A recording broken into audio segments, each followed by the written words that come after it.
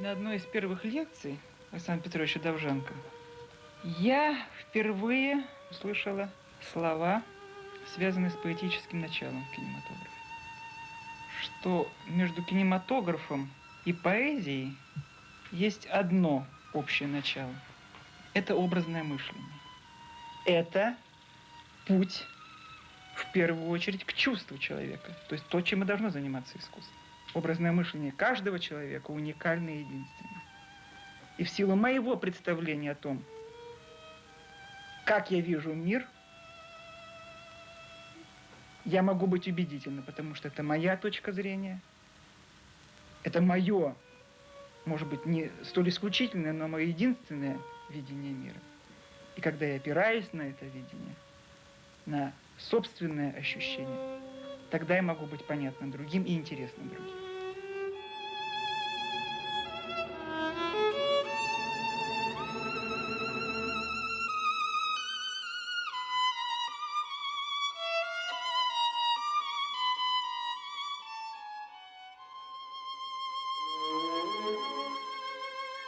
Повішу колиску над ялину і сама помандрую на Вкраїну.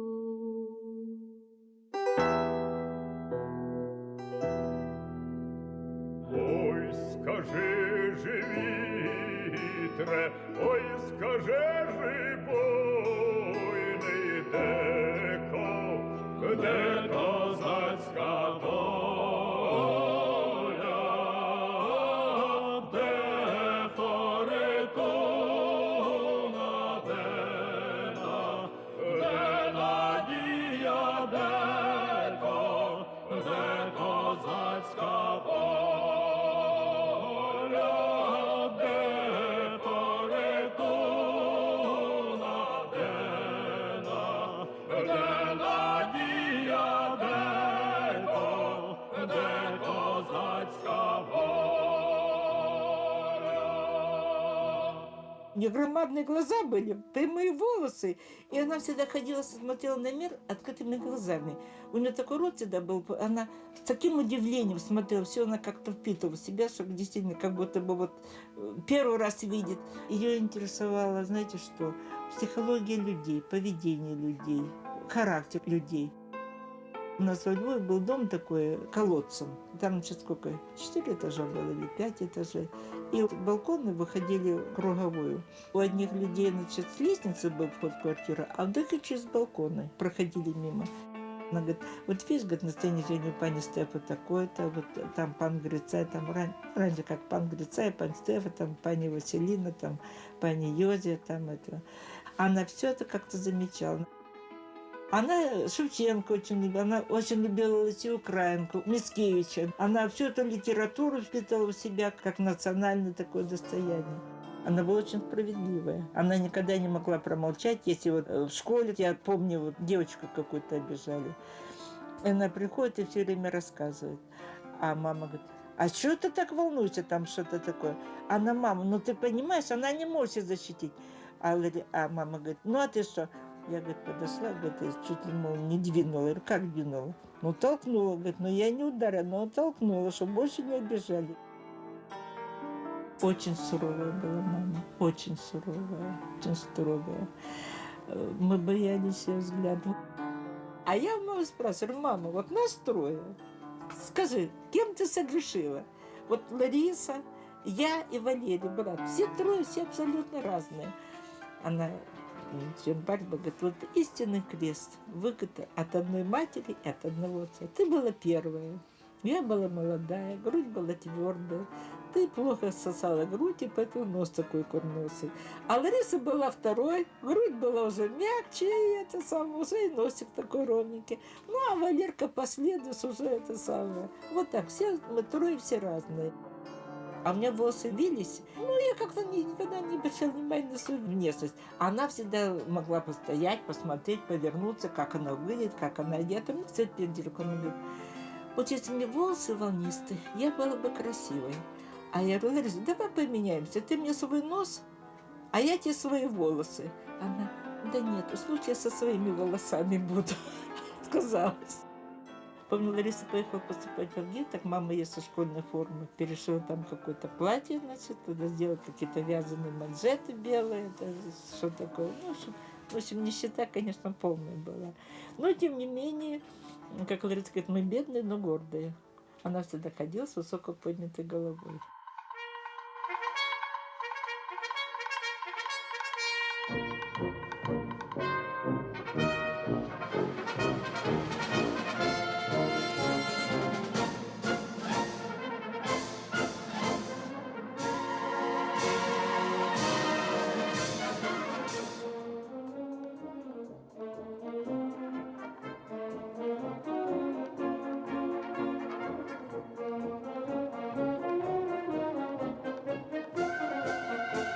Конкурс был огромный.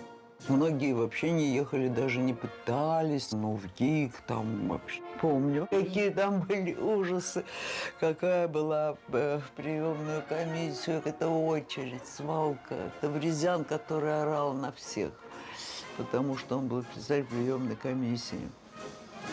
И я писала, в результате я писала рецензию, вот нужную работу по фильму. С этим курсом, вот где Шипитько, где Отар и Селяне, вот этот самый курс с режиссерами. А потом у них же были все национальности. У них 16 национальностей было на курсе. И в результате Довженко взял вот этих самых выразительных, по типу выразительных. Ну, украинцев было несколько, конечно, а остальные были все очень запоминающиеся. Женщин было половина, как ни странно, почти половина. Редко бывает на режиссерском. Ну и потом вообще они его обожали. Довженко идет, Довженко издалека. Смотрели, идет Довженко вообще. Вообще были тогда вот такие небожители. Довженко собрал нас со всех уголков, можно сказать, земли. У нас были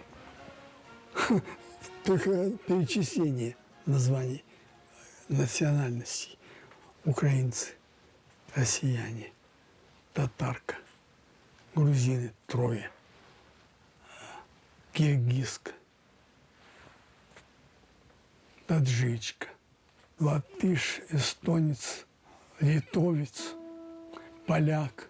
Ему важно было донести его мысли, его идеи, так же, как он мечтал посадить сады везде, так он хотел нас разных, самых разных, собрать и вложить в голову, в душу его мысли, его идеи замечательные. Он из нас пытался сделать людей. Но это правда, это правда.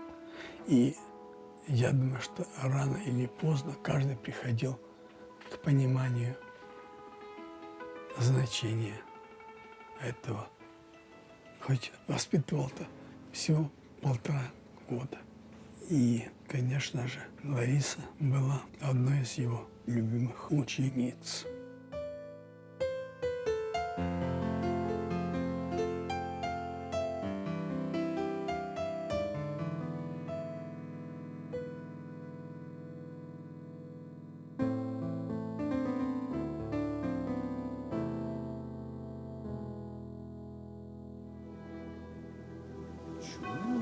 Чуешь, брате мій, товаришу мій,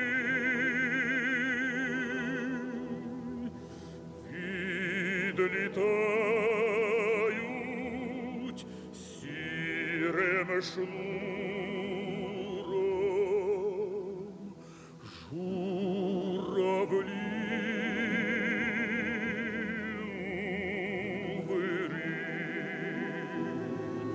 кличуть круг, круг, круг,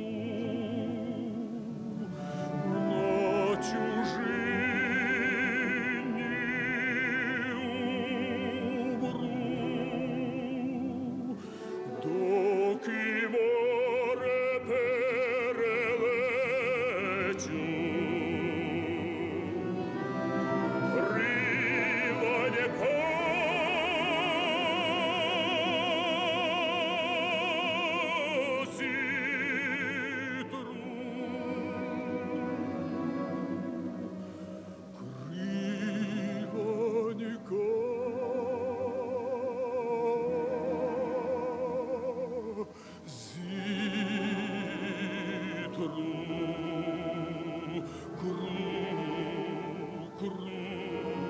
же еще потом похоронили и доцента Нижнего, который у них преподавал. И потом умерла преподавательница актерского мастерства.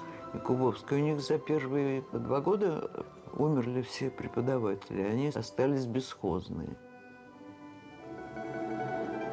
А всякие драматические истории в Диковске, конечно, вспоминаются. И осталось много еще каких-то тайн.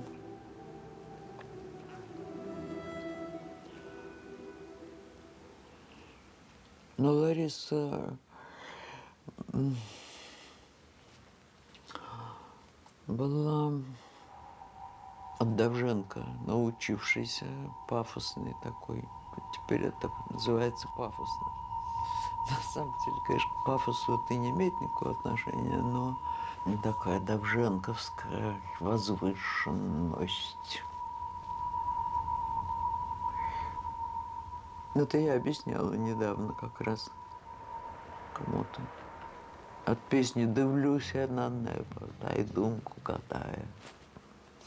И Ларисина такое вообще мироощущение, все с этим связано.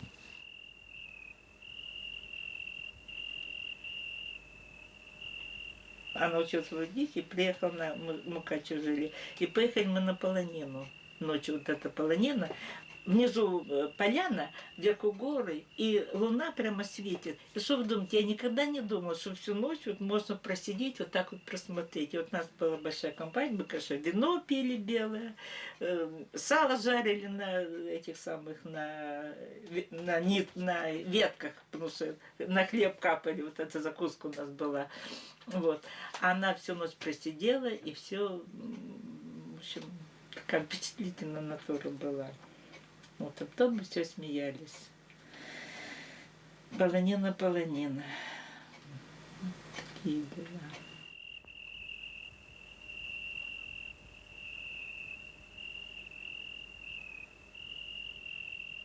Вот как художник, ее дорога заключалась в том, что она шла к каким-то самым глобальным вещам.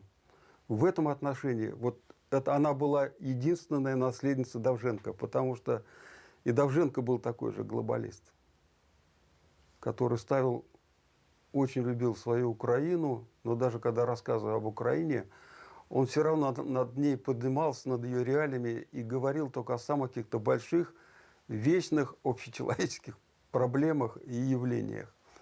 И говорил очень страстно, очень прямо и поэтично. Вот это, она чистый Довженковец, в моем представлении, единственный, может быть, вот кто действительно пошел по его пути, унаследовал вот этот редкий для советского кино дар такого художника, глобального мышления и таланта.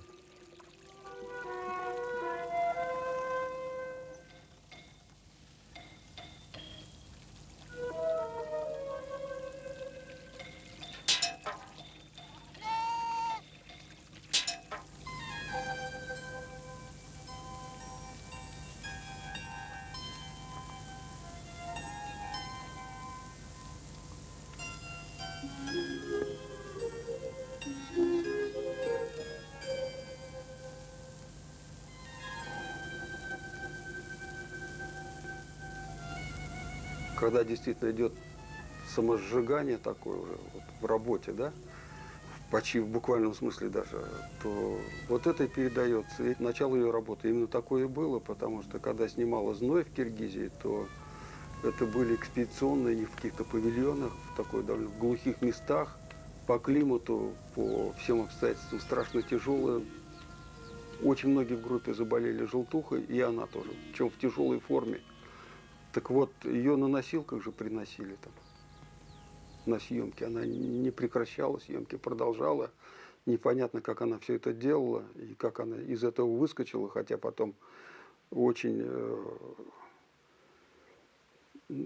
последствия остались очень тяжелые до конца жизни. А потом уже, когда снимала «Родину электричества», опять упала, ушиблась, почти не могла.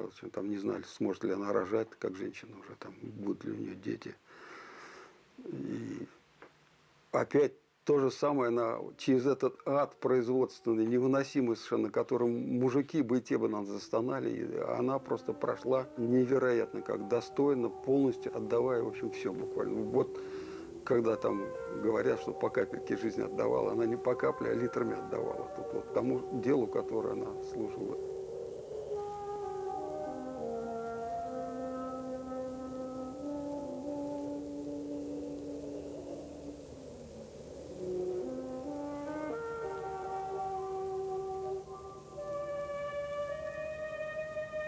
И мы делали эту тяжелую, трудную картину в овечьем помете, в песках, в калмыцком селе с русским именем Сероглазка. Совершенно очаровательное название для нищей деревни, собранной из плавника, который по Волге плыл, покосившиеся избы, в которых мы жили, в жару, есть нечего, помидоры с бахчи и выловленные чебачки, которые осветители сушили на подвешенных проводах.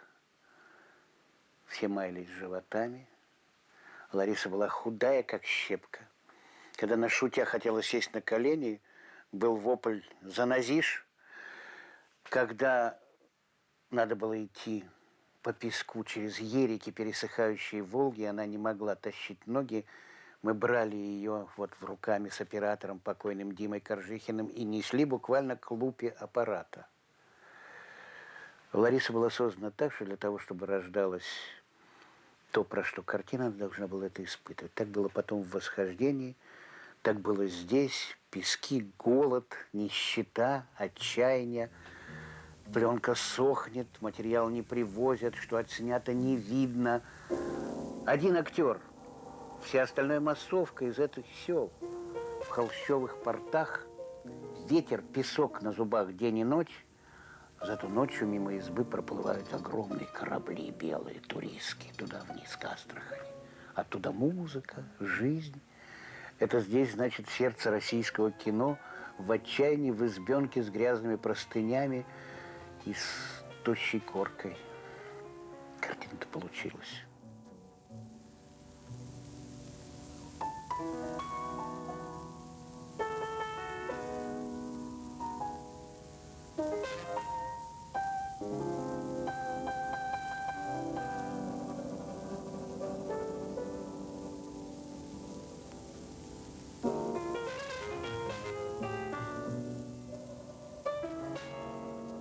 Она к работе относилась с предельной серьезностью, как, впрочем, и к жизни к самой. Очень скрупулезно и внимательно относилась к каждому человеку, за ним наблюдала и к самой жизни очень серьезно относилась, и чувствовалось, что каждый день это что-то, так сказать, особенное. Вот если она говорила, предположим, что каждый фильм надо снимать как последний, это не была фраза такая расхожая, а это было на самом деле, потому что для нее вот создание фильма – это, в общем, так сказать, этап ее жизни, который нельзя просто так пройти и дальше пойти. Это вот все силы, все свое духовное состояние, все свои мысли, все накопленное должно вот войти сюда. Все то, что ее, так сказать, обуревает, чем она страдает, о чем думает, вот именно в эту картину должно быть все вложено. И вот как последняя исповедь. Это должно быть очень личное, только от тебя.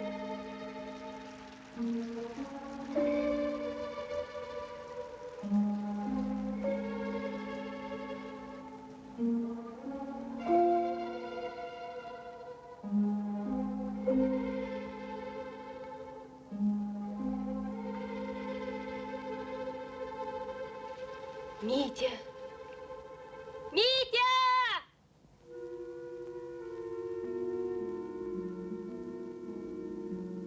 Мить, как нам теперь идти? Давай вернемся! Налево пойдешь, коня потеряешь. Направо пойдешь, сам пропадешь. Как-то поступали богатыри. Что-то не припомню. Богатыри всегда шли прямо. Ну и дураки. Вот по этой дороге они и ушли, наверное. На них враги напали. Да нет, кто-то им сказал, что где-то жизнь полегче есть. А, и они поверили, да? Как видишь. И поплатились. Там их искусство вымерло, камень-то ведь здесь остался. Как обидно. Ну да. Ты мне будешь письма писать? Петрухина к Биплану.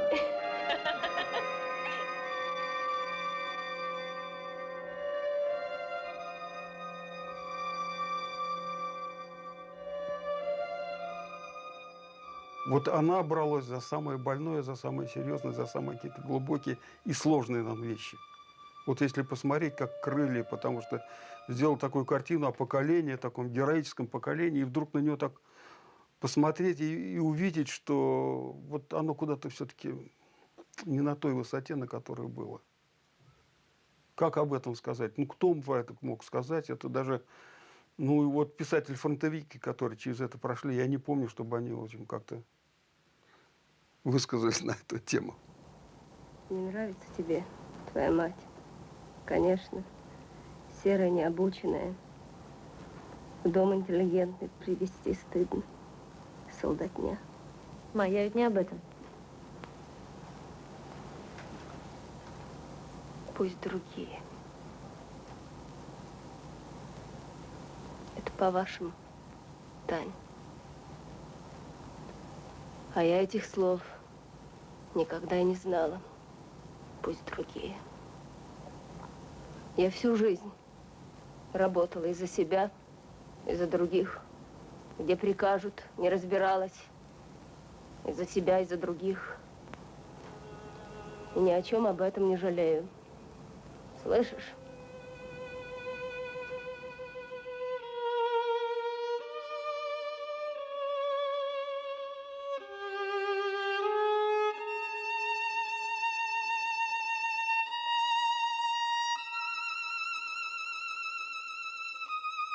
Лариса начала эту экспедицию с того, что выгнала второго режиссера и устроила собрание, и рассказала, почему она его выгоняет. И все несколько притихли и стали хорошо выполнять свои обязанности, потому что при Ларисе нельзя было плохо выполнять обязанности. Я так вообще боялась ее ужасно уже в этот период, когда сценарий писала. И я написала уже все. Кроме последнего кусочка, один абзац буквально оставался, полстраницы. А Лариса меня стерегла. Никуда я из номера вообще не выходила. Ни разу на бильярде не играла. И тут я пошла поиграть на бильярде. Вниз спустилась и думала, что я, еще успею, еще только завтра нам уезжать там. Приду вечером, напишу. Вдруг врывается Лариса в бильярдную, орет и разбрасывает шары. Ну, что такое, когда уже партия кончается и вообще уже там идет ничья такая. Вдруг расшвыряла все шары, накричала на меня и еще заплакала. Да, слезы у нее появились от моего такого поведения и такого вот.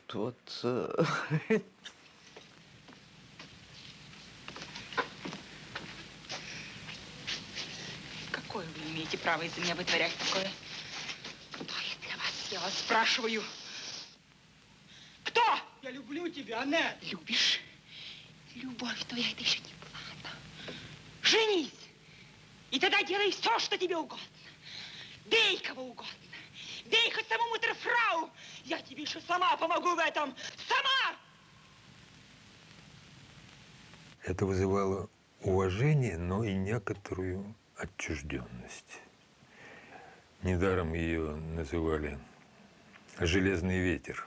Она как ураган входила, и сразу обстановка менялась. То, что внутри ее наполняло, красота ее, размашистость поведения меняла мгновенно атмосферу. Илем, когда привел Ларису домой познакомиться с родителями, ей тогда было 25, я был потрясен ее красотой, она была очень красива там. И когда она ушла, Илем меня спрашивает, ну как? Я говорю, все, Это она.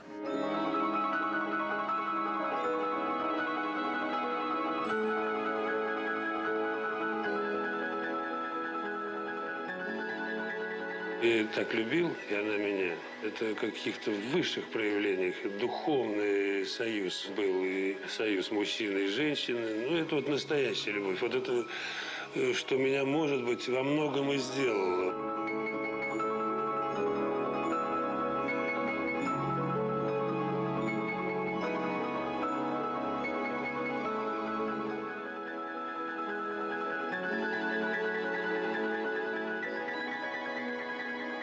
Таких пар больше не было.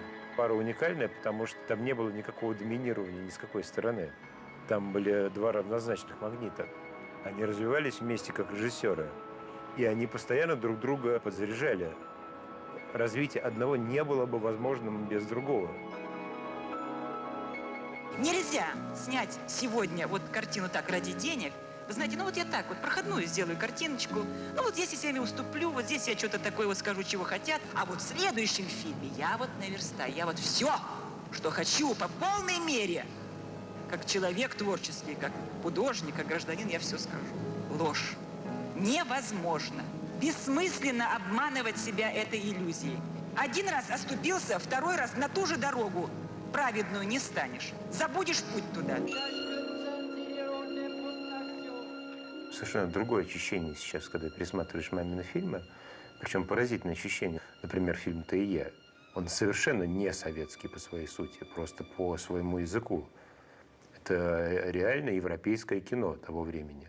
Причем кино совершенно замечательное, которое, я считаю, это вообще самый, наверное, недооцененный мамин фильм.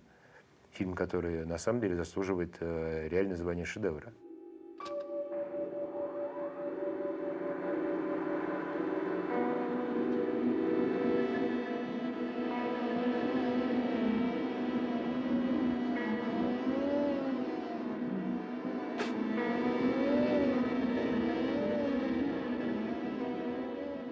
Это об этом времени, уже наступающем времени застоя, почти наступившем уже, если так смотреть по хронологии. Она хотела показать, что вот действительно страна опускается на короче. Что вот тихое буржуазивание идет, и как оно мельчит людей, как эти высокие цели от них ускользают, и как наиболее еще живые, трепетные люди улавливают этот процесс и пытаются выскочить из него, спастись. Потому что происходило тогда в стране, то, что она так хотела, намечала сказать, никто к этому так близко не приближался. Никто. В кино, по крайней мере, точно.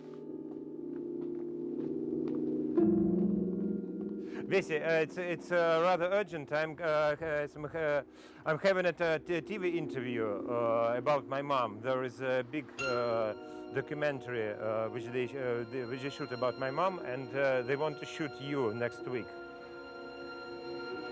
An interview. Well, А вот вы знаете, что вот Веселина есть, Антон нам рассказывал, он, когда Лариса родила Антона, училась Веселина, болгарка.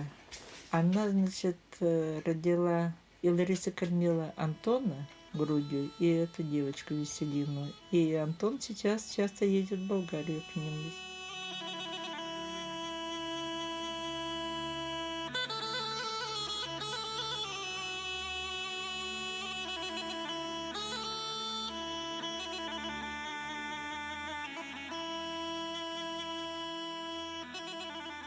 Моя мама училась в ГИКе, и там они встречались, они стали друзьями.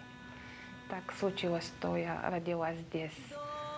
И у мамы не было молока, и Лариса кормила меня грудью. Она моя молочная мама стала. И моя мама так ее любила, что хотела меня назвать Ларису. Ну, она не позволила и сказала: ты назови ее Веселина, как ее имя. Я помню последний раз, когда она была в Софии. Это было в 1978 году. Я было 4 лет. И мы с мамой пошли встретить ее в гостинице. Это было зимой. было очень холодно, и она очень так обнимала и очень радовалась меня увидеть. И я помню ее теплота ее помню. У нее глаза были такие теплые, любящие, она была просто полная жизнью. Мы пошли домой вместе с ней, и мои руки были очень холодные. И я помню, как она на горячей воду мыла мои руки, и потом целовала, чтобы стоплить мои руки. Так что это мой последний вспомин.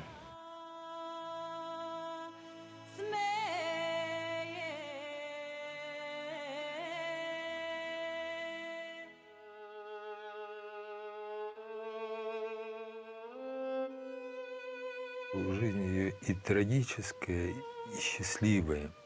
Счастливая в том смысле, что она с собой не разошлась внутренне в своем творчестве. Но это неизбежно и трагично, потому что человек вступает в опасный мир. Поэтому вот в интервью у нее все время же проскальзывает это. Я хочу, чтобы меня сын помнил по моей последней работе. Имелось в виду «Восхождение». То есть она уже априори считала, что это ее последняя работа. Но потом просто есть свидетели, которые говорили, что Лариса говорила, что вот 42 года, как и произошло, значит, это мой предельный срок.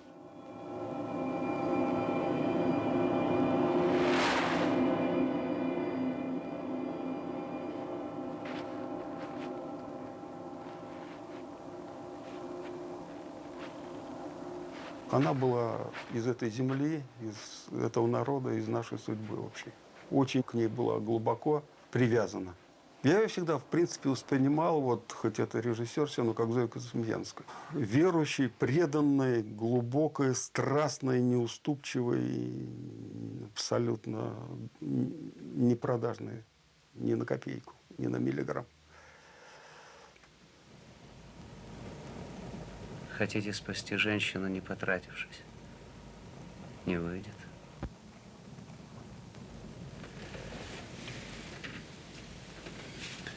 Вам придется обременить свою совесть. Теперь так или иначе придется.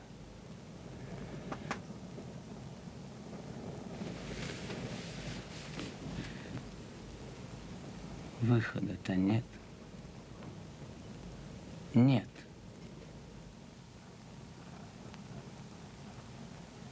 Я не предам. Не предам. Есть вещи поважнее собственной шкуры.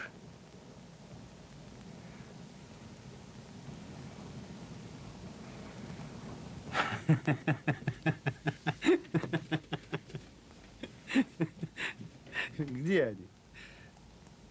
Ну что это? Из чего он состоит? Это чушь. Мы же конечны. Со смертью для нас кончается все. Вся жизнь, мы сами. Весь мир. Не стоит.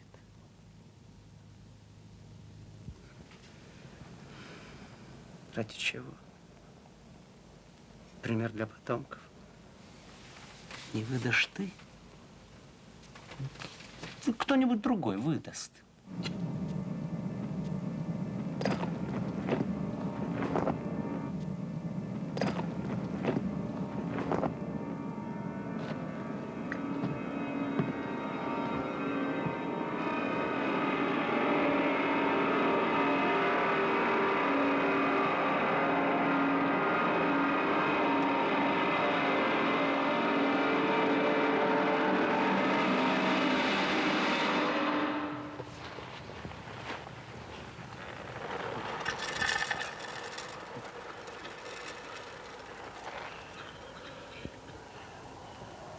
Мне понадобилось снять детали рук детей, стариков, тех, кто ел зерно. И я просила показать руки. Мы подбирали по выразительности. И к моему ужасу я увидела, что почти все руки, которые показывали взрослые люди, а самое главное, дети, и женщины, у них все пальчики были в черных точечках. Я не поняла, что это такое. Я говорю, а почему у вас черные пальцы? И мне мальчик один, лет 12, сказал, ну это, говорит, мы отморозили, когда снимались 2 недели назад. Я говорю, а почему же вы не сказали, что вам холодно? Говорит, ну ведь актеры же работали тоже без перчаток. Ну как же мы могли одевать перчатки? Мы специально снимали, чтобы пережить то же самое, что пережил мой папа во время войны.